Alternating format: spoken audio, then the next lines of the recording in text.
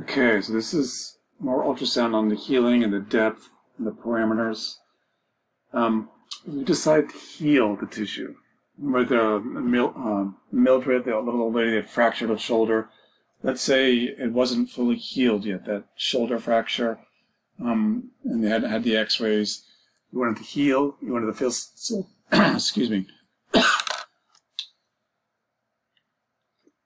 facilitate the healing of that shoulder, that fracture. You would use these parameters around intensity and mode. So you'd use a low intensity, low heat, and use the pulsed mode. So you're thinking less heating, more repairing. This is really something for wound healing, and it can really facilitate bone healing of a non-healed fracture, like with Mildred. But it's contraindicated with continuous. So you don't want to use continuous mode if you're healing a fractured bone. Definitely want to use pulsed mode for healing fractures. What does this pulsed mode do? Low intensity pulsed mode. All these kind of neat things it does physiologically: increases cellular permeability, other effects. It's been described as kind of massaging the cells, facilitates resolution of the inflammatory response, so it can help reduce edema. I knew a therapist, she'd finish every session with pulsed ultrasound because she wanted to kind of heal it and get the inflammation down after she had worked the tissue hard to get their motion back or whatever. Stimulates fibroblast activity, again, wound healing, wound injury healing, and actually can have greater long-term positive impact than the pulsed, with pulsed, low intensity, non-thermal, than continuous. The evidence is stronger for the pulse than it is for the continuous heating, and you kind of think the opposite. What are the decisions you need to make? Here's another decisions you have to kind of think about. So, you've decided to heat it or to heal it. How deep do you want to go? Is it like a big muscle, like the deltoid that you have to go deep into, or is it more superficial? Think of the supraspinatus, it's deep under the trapezius, so you may want to go deeper for that. This is decided by the megahertz, the 1 megahertz or the 3 megahertz. This is kind of inversely proportional, kind of backwards in how you would think about it. The lower number means deeper penetration. Again, the lower number means deeper penetration. So 1 megahertz goes deeper than 3 megahertz, like 5 centimeters compared to like 1 or 2 centimeters. And it's usually narrower. The 1 megahertz is very narrow, kind of going down deep, whereas the 3 is more wider and not as deep. OTs in general just usually use 1 megahertz. We don't really deal with really big muscles like some of the PTs do, like the quads and the gluteus maximus and all that. The size of the sound head is also inversely proportional. The larger the sound head, the less deep it penetrates, but covers a wider area.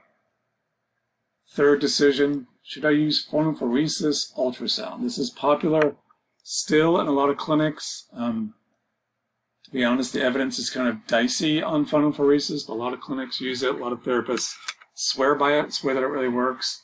What is phonophoresis? It's the application of a steroid medication. It's usually dexamethasone, and they stick it in the gel, the ultrasound gel.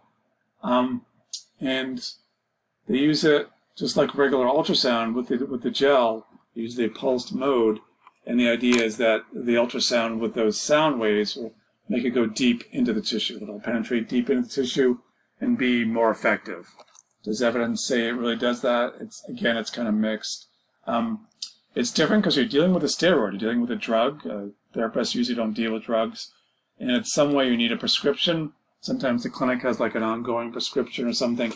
I used to have to get a prescription each time, and they would bring it to me from the druggist, the pharmacist, would mix it for them, and they would bring it to the clinic, and they would use it. I kind of had mixed results with that.